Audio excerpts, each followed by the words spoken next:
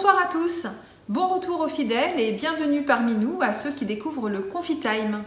4 minutes dédiées à la culture, à un moment où elle est menacée. 4 minutes de partage en ces temps où nous sommes confinés ou assignés à résidence par le couvre-feu. Ce soir, un Confitime placé sous le signe de la gourmandise, Noël oblige. Au menu, je démonterai une pièce montée et un film culte et je célébrerai la magie des pâtissiers colombiens.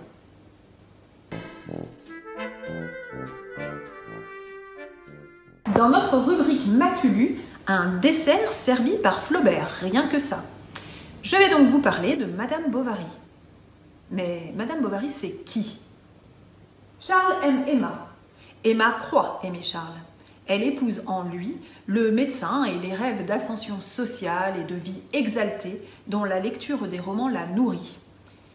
Nous voilà donc au jour des noces. Et si l'on s'invitait au buffet? Vous prendrez bien un peu de pièces montées. Laissez-moi vous la servir. À la base d'abord, c'était un carré de carton bleu figurant un temple avec portique, colonnades et statuettes de stuc tout autour, dans des niches constellées d'étoiles en papier doré. Puis, se tenait au second étage un donjon en gâteau de Savoie, entouré de menues fortifications en angélique, amandes, raisins secs, quartiers d'orange, et enfin, sur la plateforme supérieure, qui était une prairie verte où il y avait des rochers avec des lacs de confiture et des bateaux en écale de noisettes, on voyait un petit amour se balançant à une escarpolette de chocolat dont les 2 poteaux étaient terminés par 2 boutons de rose naturels en guise de boule au sommet.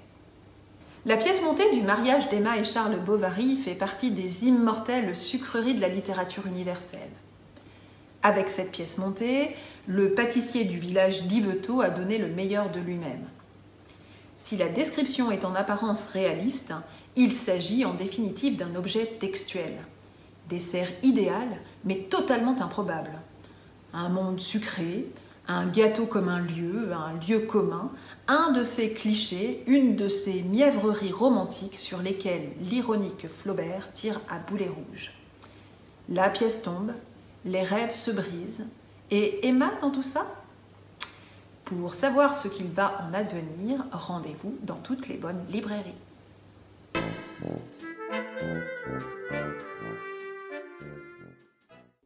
Passons maintenant à notre rubrique M'as-tu vu? Ce soir, Stéphane Bern n'a qu'à bien se tenir. J'ai décidé de vous livrer quelques secrets d'histoire et de vous inviter à la table du Père Noël. Vous croyez tout savoir sur ce film culte? C'est cela, oui, c'est cela. On en reparle dans un instant. Attention, c'est très chaud. J'ai réussi à le récupérer, ça sort du four. C'est brûlant. Oh, de dessert, c'est une bûche? Non, c'est Cloug. Ah non, ah non, non, non, non, non, non. Monsieur Preskovic, on a fini le dîner et ces personnes allaient partir. Non, mais il nous jetterait à la rue sans sucre, lui. Mais moi j'en veux du dessert! Ben oui, écoutez Pierre, on a bien 5 minutes tout de même. Savez-vous que les Doubichous de l'encombrant Monsieur Preskovic tiennent leur recette d'une découverte culinaire que fit Josiane Balasco, alias Madame Musquin, lors d'un voyage à Osijek, en Croatie, la ville de naissance de son père? Savez-vous surtout que le film a bien failli ne jamais être distribué? Dans les années 1980, personne ne pouvait éclabousser la sacro-sainte image du vieil homme en rouge, pas même la troupe du Splendide. Le premier titre, Le Père Noël s'est tiré une balle dans le cul, avait été jugé trop choquant. Même Le Père Noël est une ordure, la version soft, a fait se crisper plusieurs directeurs de salles qui n'ont donc pas hésité à le modifier.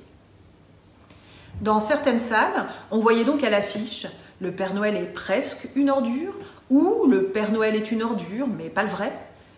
Quant au service de la RATP, ils ont refusé de diffuser les affiches du film, jugeant le titre beaucoup trop irrévérencieux. Pour contourner les réticences, la troupe du Splendide a dû ruser. La mairie de Paris refusait d'autoriser le tournage du film au titre vulgaire? Qu'à cela ne tienne. La troupe a fait croire qu'elle réalisait les bronzés fêtes Noël pour notre plus grand plaisir. Mais laissons là les écœurants Doubichou pour célébrer un magicien dans notre clin d'œil colombien. m'appelle Stéphane Glacier, je suis artisan pâtissier à Colombes. Le métier de pâtissier est un métier où on fabrique du plaisir pour les gens. Donc en fait, notre métier, c'est de régaler les gens et de leur faire passer des bons moments gustatifs.